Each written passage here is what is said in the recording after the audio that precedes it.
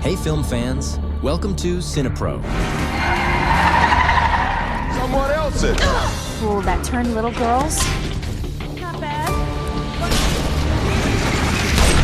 Your ultimate hub for all movie recaps, from heartwarming classics to the latest blockbusters. The movie begins in Prescott Academy is a government-run secret institution that trains little girls to become assassins. The chief of the organization, Hardman, brings them in as young as 10 months old to teach them everything about life without guidance from outside media. Little girls of the Prescott Academy are trained to be killing machines. They learn to shoot at 3 years old with guns that are taller than they are. When they turn 5, they are taught to drive, and within a year, they can skillfully indulge in a high-speed car chase. Every day, they practice different forms of fighting skills, so when they turn into teenagers, they can be used for several dangerous missions without being suspected. The #1 rule that Hardman stands by is no attachments. Therefore, although the girls are all orphans, they have never been allowed to form connections with each other.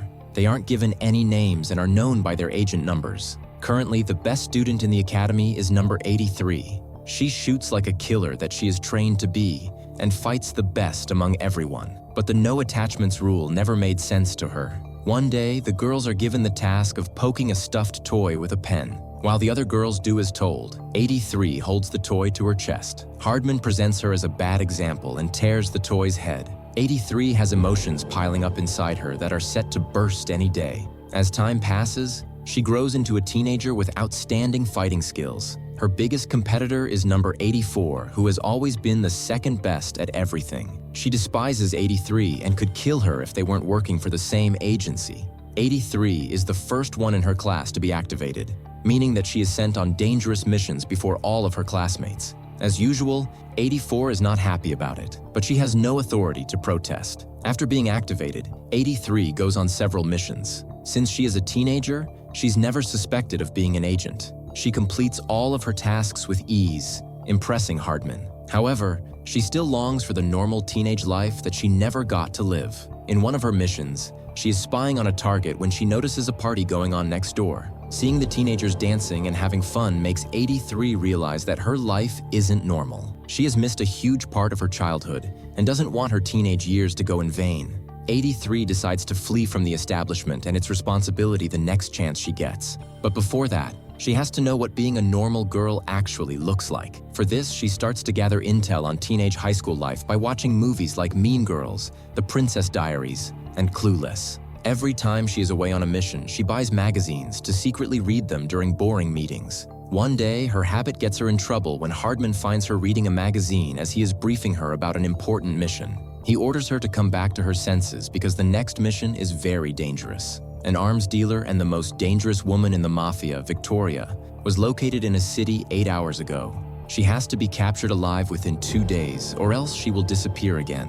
84 wants to go on the mission, hoping that it would make her Hardman's favorite. But 83 is given the task. In the following scene, we see that Victoria is in a construction zone with 3 hostages. She insults them and takes their blindfolds off. All of a sudden, the female hostage reveals that she is 83. In an instant, 83 attacks Knox and overpowers all her henchmen. She ties a hook to Knox that goes up to an airplane flying overhead. At last, they are pulled up to the plane and 83's mission is complete. On her first day at school, Megan dresses up in a ridiculous outfit, making everyone stare at her. Only a few minutes in, a bully named Gooch calls her fresh meat as everyone laughs. To make her feel better, Liz gives her less patterned clothes to wear. During the morning assembly, she's supposed to talk in front of everyone as a foreign exchange student. Before going to the stage, she meets a geeky kid named Roger who manages the AV for the school's band. As per the movies she has watched, Megan declares him a nerd. She's introduced to the entire school, but they make fun of her, calling her names. Soon, they start asking her to go back to Canada where she came from. When the chanting gets louder, the school band leader Cash interrupts the crowd with a song. He is the most popular guy in the school and is liked by many. Megan is also instantly attracted to him.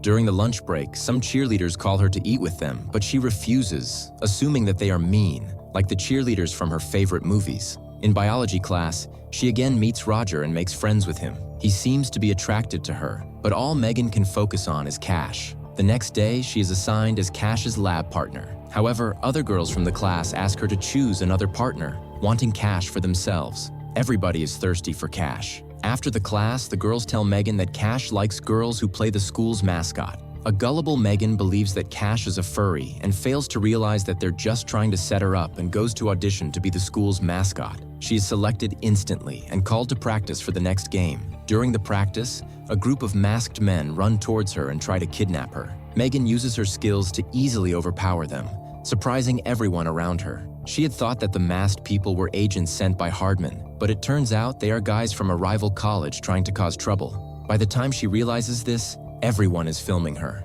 They upload the video on social media, much to her horror. Back at Prescott's base, Victoria is being held and interrogated by Hardman. She's also aware that his way of stealing a good childhood from young girls is wrong. She calls him out for it, but the man insists that he is doing it for a good cause. Victoria also shows special interest in number 84 and is planning to use her to escape. They soon find out about the viral video of Megan and assume she's now working for a rival group. The next day at school, everyone is talking about Megan's outstanding fighting skills. She turns into one of the popular girls overnight. Her day gets even better when Cash calls her to his band practice after school. When she reaches there, she meets Roger and talks to him while waiting for Cash. Roger loves her personality and realizes that they have a lot in common. But Megan is too busy drooling over Cash to see that he likes her. Later, she is invited to a high school party that her bully Gooch is throwing at his house. Megan is beyond excited because she has only heard of such parties in the movies. While returning home that day, she is kidnapped by people from Prescott. Hardman has assumed that she is working for a rival establishment and refuses to believe it when she tells him that she just wants to have a normal life. He injects her with a truth drug and finds out she is actually telling the truth. Hardman feels entitled to her life since he taught her everything she knows. He orders her to return to base in 2 days. Following that,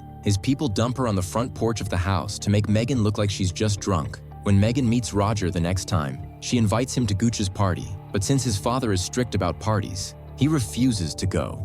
Megan would feel better if he was there since he is her only friend in the school. Later that night, Megan comes to the party with Liz, who is forced by her mother to accompany her. To Megan's surprise, 84 is also at the party, now going by the name Heather. Megan thinks Hardman sent Heather to keep an eye on her, but Heather doesn't confirm or deny the claim. Roger also comes to the party looking for Megan, but is disappointed to see her kissing Cash. By the end of the night, Cash asks her to be his homecoming date. The next morning, Megan gets on the school bus to see that Hardman is disguised as the driver. He's there to warn her that Victoria has escaped from Prescott and is planning to take revenge on her. He offers her to return to Prescott, but Megan refuses. Later, we see her and Liz driving to school when they are pursued by a masked assassin.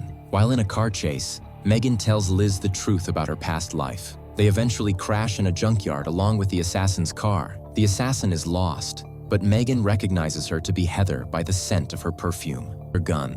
She points it at her. Liz is in the hospital after the crash. Megan wants to leave before more people get hurt because of her, but Liz thinks that Megan trying to abandon the family would be worse. Starting that day, they get along well. Megan tells Liz everything about her life as an agent. They shop for outfits for homecoming together and get each other ready for the special night. Liz goes out with Gooch, who has changed after spending time with her at the party. Meanwhile, Cash and Megan go together. Megan had thought that the night would be special, but Cash hardly talks to her. After spending some time with him, she realizes that his entire personality is being popular. She dumps him and goes to Roger, asking him for a dance. To her surprise, he declines and turns to his date for the night, Heather. The girls argue about who gets to be his date and eventually get into a fight. They wrestle around the venue, destroying the decorations. Eventually, they end up in the kitchen, where Heather is about to stab Megan. Liz sneaks up on Heather and stabs her in the leg with a corn dog stick. Then Megan hits Heather over the head and knocks her out. Following that, the girls run back home to see that Victoria and her people have taken Mrs. Larson and Parker hostage. Megan fights them efficiently until they capture Liz. She stops resisting for the family's safety, but still has to hope that Hardman will come to save her. Victoria laughs at her for being so naive and reveals that she was the very first Prescott girl. Like Megan, she also left Prescott for robbing her of her childhood. She challenges Megan to a one-on-one fight and defeats her easily. Suddenly, Hardman arrives with reinforcements to help Megan and capture Victoria. They break in and knock out Victoria with a tranquilizer gun. Megan hugs Hardman, thanking him for the help. In the last scene, she stops Roger on his drive home and brings him with her on a helicopter ride. If you liked today's video, don't forget to like, subscribe to the channel, and activate the bell to receive all new updates. See you in the next video.